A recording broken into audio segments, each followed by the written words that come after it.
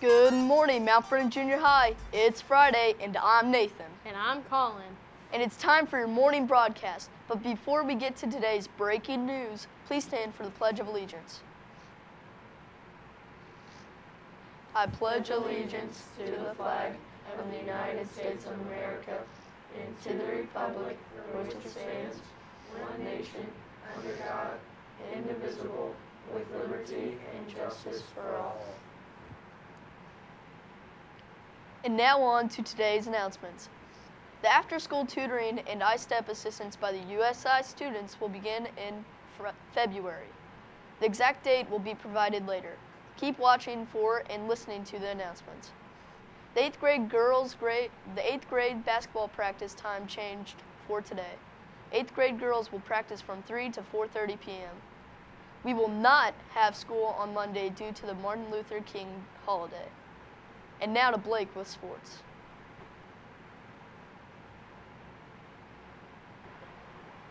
Thanks, guys. This is your 92 Sports Extra. The 7th and 8th grade boys basketball teams traveled to Carmine last night.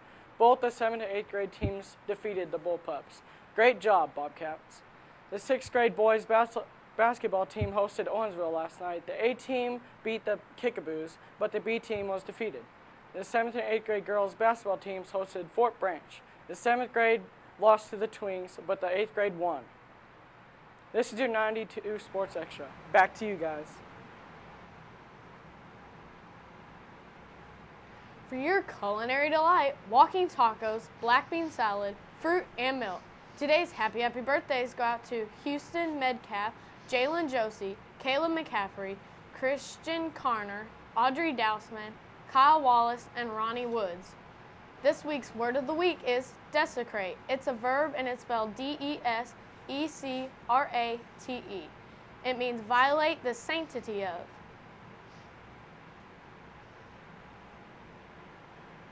And now to Mr. Jones with the Bobcat Pride Awards. Good morning. We're going to draw our Pride winners for this week. Got a lot of tickets in the box. Teachers, thank you. We really appreciate you participating with the program and nominating students for good behavior. First one drawn is Megan Tromley. Caleb Grobert is a second student.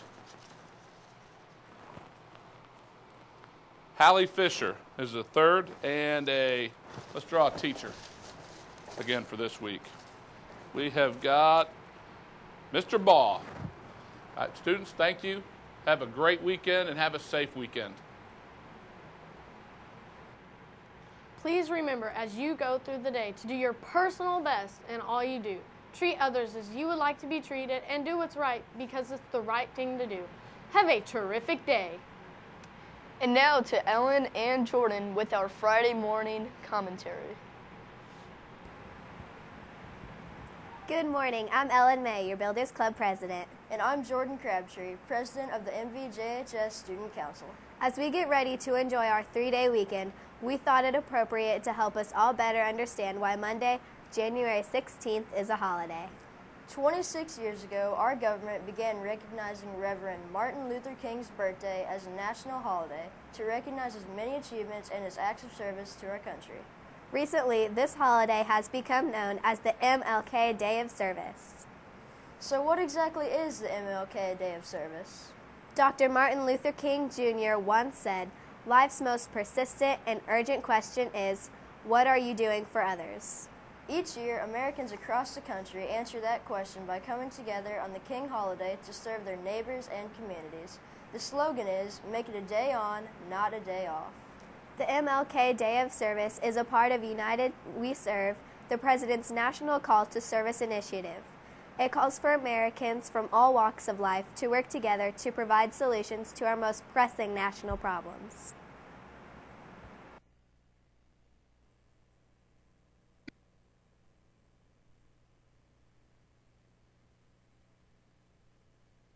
If you want to be important, wonderful.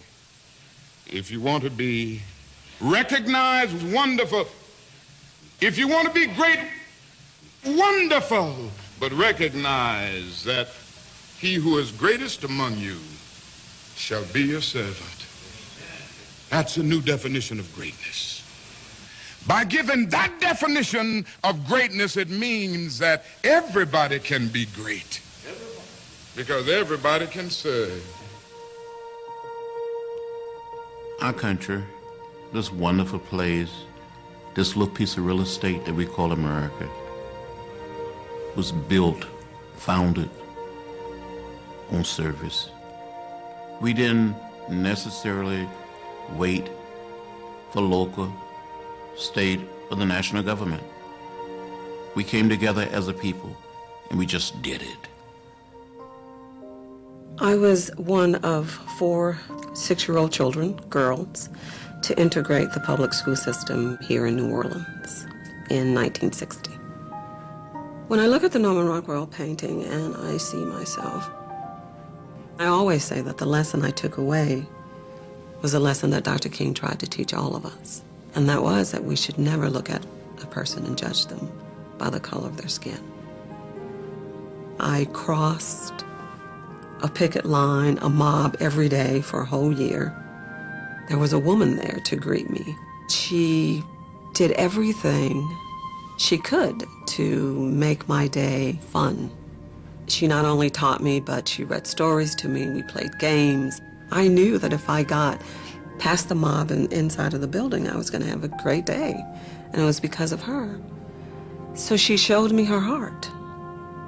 And I began to realize that there was no way she was like the people outside.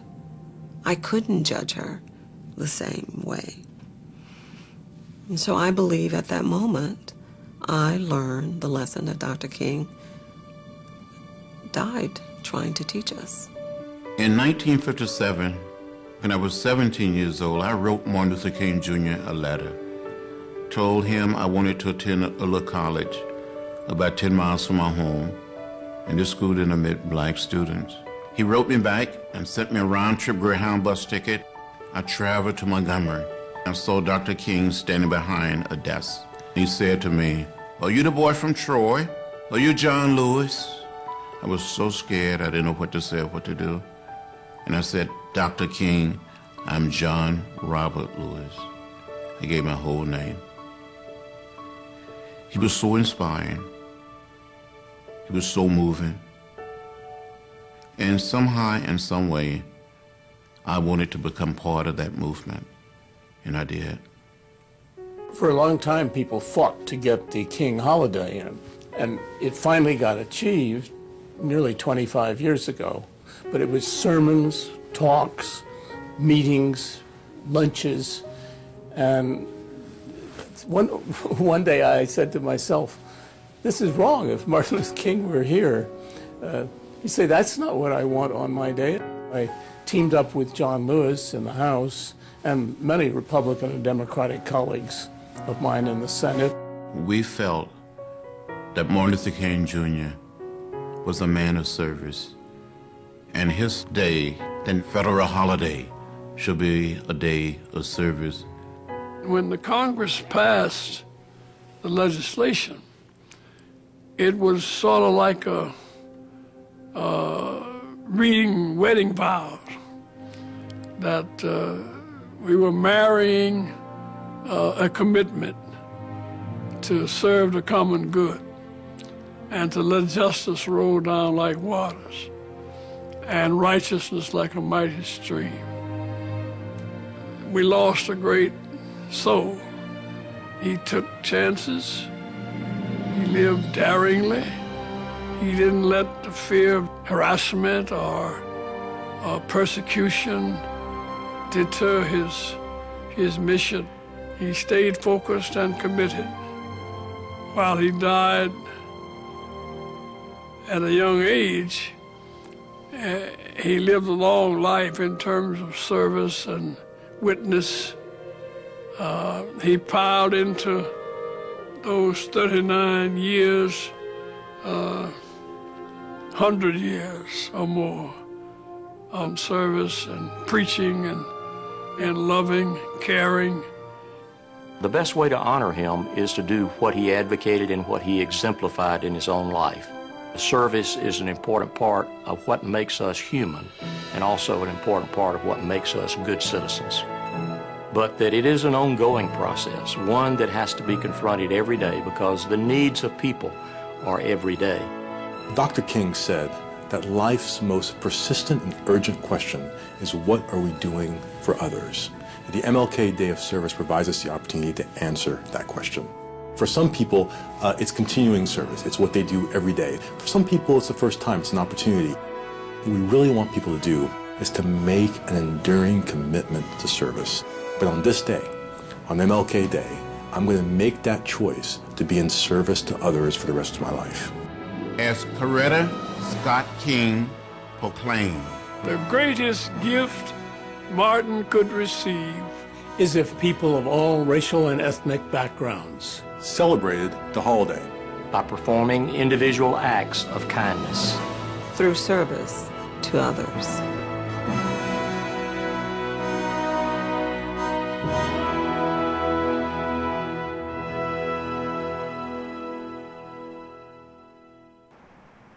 And so on Monday, as you're sitting at home or playing outside, think about why we had this day off and think of some way that you can help your community, your school, a neighbor, or your family. Thank you and have a wonderful weekend.